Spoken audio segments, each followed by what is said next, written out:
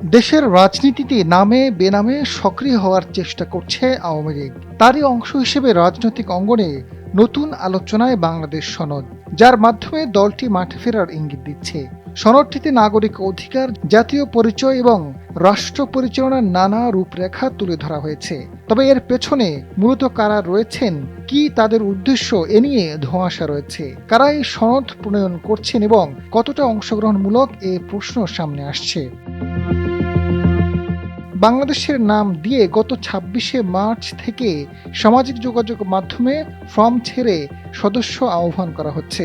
ইতিমধ্যে তাদের পেজে ফলোয়ারের সংখ্যা প্রায় ১০,০০০। সামনে আসা এই সনদটির আসল উদ্দেশ্য কি, এর মূলে কারা এবং কতটা অংশগ্রহণমূলক প্রক্রিয়ায় তা হচ্ছে। বিশ্লেষকরা বলছেন, সনদটি রাজনৈতিক উদ্দেশ্য প্রণোদিত হলে তা নতুন বিতর্ক তৈরি করতে পারে। তবে সমর্থকদের দাবি, একটি সর্বজন গ্রহণযোগ্য সনদে রাজনৈতিক বিভাজন কমাতে পারে।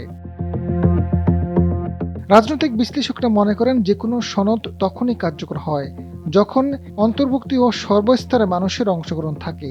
এটি কিভাবে বাস্তবায়ন হবে সে পদ্ধতি নিয়ে সুস্পষ্ট ব্যাখ্যা থাকা জরুরি। এর সঙ্গে জড়িতদের কারো নাম জানা যায়নি, তবে ধারণা করা হচ্ছে এর পেছনে আওয়ামী সমর্থিত কিছু অ্যাক্টিভিস্ট সম্পৃক্ত রয়েছেন। প্রস্তাবিত বাংলাদেশ সনদের দেশের সামাজিক, রাজনৈতিক ও গণতান্ত্রিক নানা দিক তুলে ধরা হয়েছে। ফেসবুক লাইভে এসে এই ফোরামের সদস্য আরিফুজ্জামান নাইম জানান, ভবিষ্যৎ বাংলাদেশ বিনির্মাণে ৭১-এর গণহত্যার স্মৃতি সংরক্ষণ, জাতীয়তাবাদ, সার্বভৌমত্ব, মানবাধিকার, ধর্মনিরপেক্ষতাবাদ, ন্যায়পরায়ণতা, গণতন্ত্র ও সুশাসন এ আত্মীয় অঙ্গীকার নিয়ে সামনে এগিয়ে যেতে চান। বিষয়টি নিয়ে এনসিপির সিনিয়র যুগ্ম আহ্বায়ক আরিফুল ইসলাম আদিব জানান, আওয়ামী লীগ নতুন করে বিভিন্ন নামে রাজনীতিতে সক্রিয় হওয়ার চেষ্টা করছে। দেশ বিরোধী এই অপশক্তিকে ঐক্যবদ্ধভাবে মোকাবেলা করতে হবে।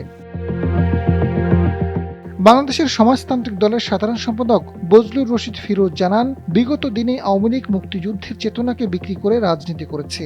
বাংলাদেশ সনদ নাম দিয়ে আরেকটি শক্তি সামনে আসার চেষ্টা করছে।